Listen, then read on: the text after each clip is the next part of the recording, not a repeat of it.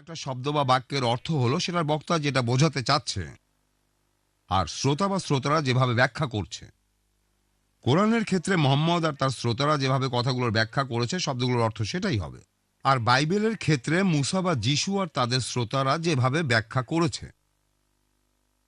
সেজন্য আমরা বাইবেল আর কোরআনের কথাগুলোর প্রাসঙ্গিক ব্যবহার চেক করে দেখব। এছাড়াও সেই সময়ের সাহিত্যকর্মের সাথেও আমরা শব্দগুলো মিলিয়ে দেখব। গসপেল লেখা হয়েছে খ্রিস্টীয় প্রথম শতাব্দীতে, আর কোরআন লেখা হয়েছে হিজরির প্রথম শতাব্দীতে।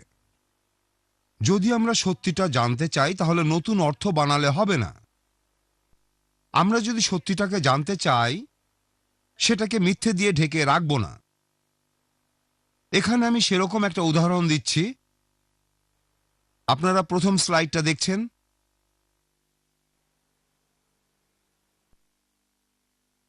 আপনারা এখানে দুইটা ডিকশনারি দেখতে পাচ্ছেন, একটা 1951 আর অন্যটা 1991 সালে। এখানে পিগ শব্দটার একটা অর্থ পুরুষ অথবা মহিলা বাচ্চা শূকর, দুইটা ডিকশনারিতেই এটা আছে। দ্বিতীয় অর্থটা কোনো গৃহপালিত বা বন্য শূকর, এটাও দুটোতেই আছে। তৃতীয় শূকরের মাংস পোর্ক, এটাও দুটোতেই আছে। তারপর শূকরের মতো স্বভাবের কোনো মানুষ বা প্রাণী, দুটোতেই আছে। পেটুক প্রকৃতির লোক, এটাও দুটোতেই আছে। পিগ আয়রন বা ঢালাই না করা লোহার জন্য চুলার ভেতরে যে ধাতু দেওয়া হয়, এটাও দুটোতেই আছে। কিন্তু এর পরে একটা নতুন অর্থ দেখা যাচ্ছে, একজন পুলিশ অফিসার। আমরা পুলিশ অফিসারকে বলি পিগ। যাই হোক, প্রশ্ন হলো, তাওরাতে বলা হয়েছে যে তোমরা পিগ অর্থাৎ শূকর খেও না। এখানে পিগ শব্দটার অর্থ বলতে কি পুলিশ অফিসারদেরকে বোঝানো হয়েছে? অবশ্যই না। কোরআনে আল্লাহ বলেছেন তোমরা শূকর খাবে না। এখানে কি আল্লাহ পুলিশ অফিসারদের কথা বুঝিয়েছেন? না, এটা ভুল, এটা বোকামি, এটা হয়ে যাবে মিথ্যা বলা। মোহাম্মদ পুলিশ অফিসারকে বোঝাননি, মুসাও পুলিশ অফিসারকে বোঝাননি।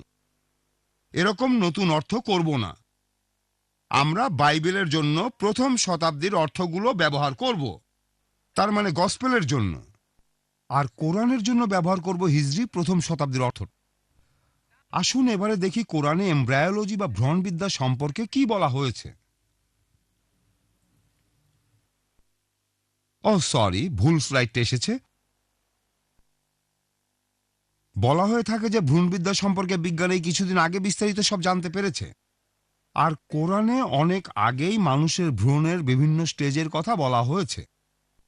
Doctor Keith Moore highlights of human biology নামে একটা বই লিখেছিলেন। সেখানে তিনি বলেছেন, জরায়ুর ভেতরে ভ্রূণ যে বিভিন্ন স্টেজের ভেতর দিয়ে বড় হয় সেটা নিয়ে 15 শতাব্দীর আগে কোনো রকম আলোচনাই হয়নি। আমরা এ ব্যাপারে কোরআনে ব্যবহার করা শব্দগুলোকে এখন যাচাই বাছাই করে দেখব। আর সে সময়ে কোরআনকে ঘিরে যে ঐতিহাসিক পটভূমিকা, সেটাকেও আমরা যাচাই বাছাই করে দেখব। আমরা প্রথমেই দেখব আরবি শব্দ আলাকা, যেটা কোরআনে আছে।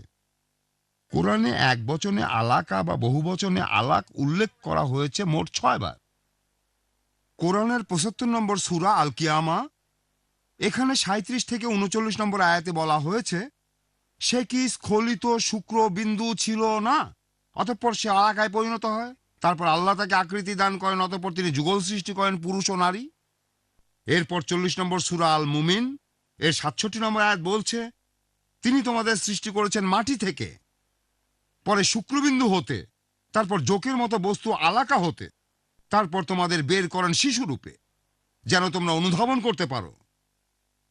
তারপর 22 অধ্যায় সূরা হাজের 5 নম্বর আয়াতে বলা হয়েছে, হে মানুষ জাতি, পুনরুত্থানে যদি সন্দেহ থাকে তাহলে অবধান করো, তোমাদের সৃষ্টি করা হয়েছে মাটি থেকে, তারপর এক বিন্দু শুক্র হতে, তারপর একটা পিণ্ড আলাকা থেকে, তারপর পূর্ণ বা অপূর্ণ আকৃতির মাংসপিণ্ড হতে।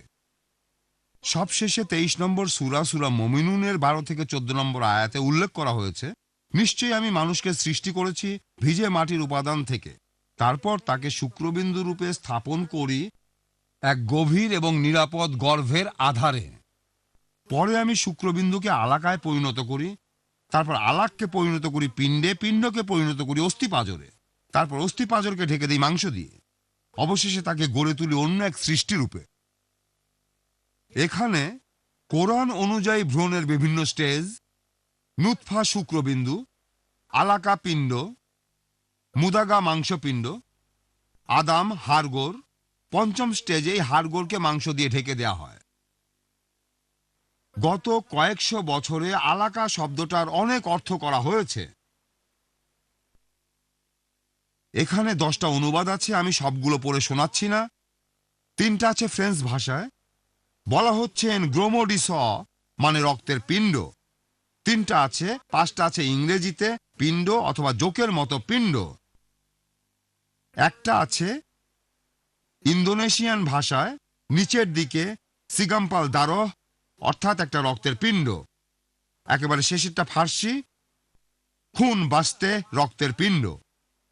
যারা ভ্রূণবিদ্যা সম্পর্কে সামান্য কিছু জানেন তারাও বলতে পারবেন ভ্রূণ হওয়ার সময় কোনো পিণ্ড তৈরি হয় না। এটা খুব বড় একটা বৈজ্ঞানিক ভুল। ডিকশনারিতে এই আলাকা শব্দটার অর্থ, এটা স্ত্রীবাচক শব্দ, পিণ্ড অথবা জোক। উত্তর আফ্রিকার লোকজন এই 2টা জিনিস বোঝাতে আলাকা শব্দটা ব্যবহার করে। অনেক রোগী আমার কাছে